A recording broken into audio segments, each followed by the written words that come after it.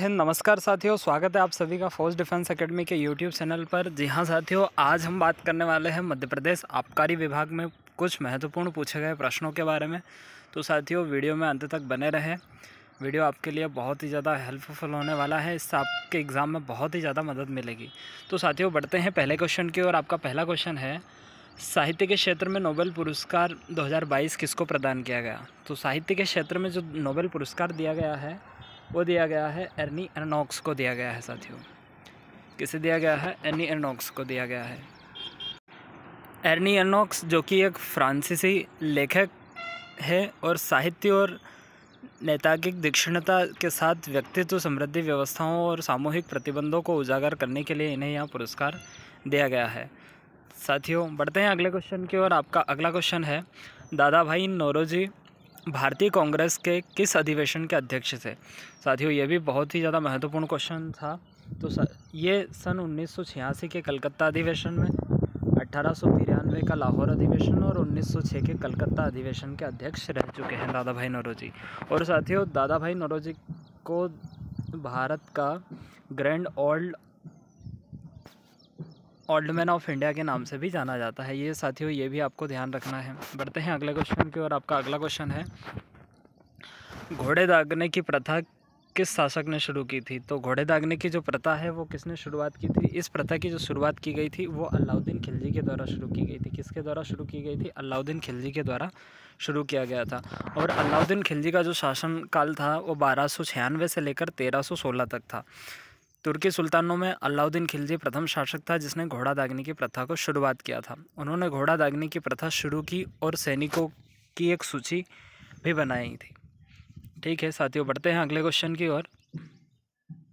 आपका अगला क्वेश्चन है साथियों, 2022-23 में भारत की जीडीपी का अनुमान कितना है? तो 2022-23 में जो भारत की जीडीपी का अनुमान है साथियों वो कितना है? लगभग 273.08 लाख करोड़ रुपए। और जो कि वर्तमान में 2022-23 में इतना करोड़ रहने का अनुमान है, जबकि 2021-22 के लिए अस्थायी अनुमान इसके लिए 236.65 लाख करोड़ रुपए है। ठीक है साथियों, बढ़ते हैं अगले क्वेश्चन की ओर। आपका अगला क्वेश्चन है, बजट से पहले आर्थिक सर्वेक्षण कब आता है? तो बजट से पहले आर्थिक सर्वेक्षण जो आता है साथियों वो 31 जनवरी को आता है। और बजट हर साल 1 फरवरी को पेश किया जाता है। इस बार के बजट में भी कुछ महत्वपूर्ण जानकारी है, तो उन्हें भी आप पढ़ लें साथियों। बढ़ते हैं अगले क्वेश्चन की ओर। आपका अगला क्वेश्चन है, जैव विविधता अधिनियम किस वर्ष पारित किया गया था? तो साथियों, ये काफ़ी ज़्यादा महत्वपूर्ण और इम्पोर्टेंट क्वेश्चन है। एग्ज़ाम के लिहाज की दृष्टि से काफ़ी ज़्यादा इससे प्रश्न पूछे जाते हैं। और ये साथियों अधिनियम था 2002 का। जैव विविधता अधिनियम भारत संसद के द्वारा लागू किया गया है। वर्ष 2002 में इसे लागू किया गया है। भारत में जैविक विविधता के संरक्षण के लिए यह अधिनियम पारित किया गया था। और इसमें बहुत सारी इम्पोर्टेंट जानकारियाँ हैं, आप देख लीजिएगा। बढ़ते हैं अगले क्वेश्चन की ओर। आपका अगला क्वेश्चन है, बजट 2022-23 में इकोनॉमिक ग्रोथ कितनी थी? तो बजट 2022-23 में जो भारत की इकोनॉमिक ग्रोथ निर्धारित की गई है वो कितनी है? लगभग 9.2% निर्धारित की गई है। बढ़ते हैं अगले क्वेश्चन की ओर। साथियों, अगला क्वेश्चन से बढ़ने से पहले एक और क्वेश्चन था जिसमें भारतीय संविधान से लेकर कुछ इम्पोर्टेंट भारतीय संविधान संशोधन से रिलेटेड कुछ था। तो ये महत्वपूर्ण संविधान संशोधन साथियों आप देख लीजिएगा। इम्पोर्टेंट जो भी संविधान संशोधन है, जैसे भाषाई आधार पर संविधान संशोधन, 100वां संविधान संशोधन, 101वां, जो अभी हाल ही में संविधान संशोधन किए गए हैं पिछले 4-5 वर्ष के, और जो पुराने इम्पोर्टेंट है उन सभी को साथियों आप एक बार एक नज़र में देख लीजिएगा।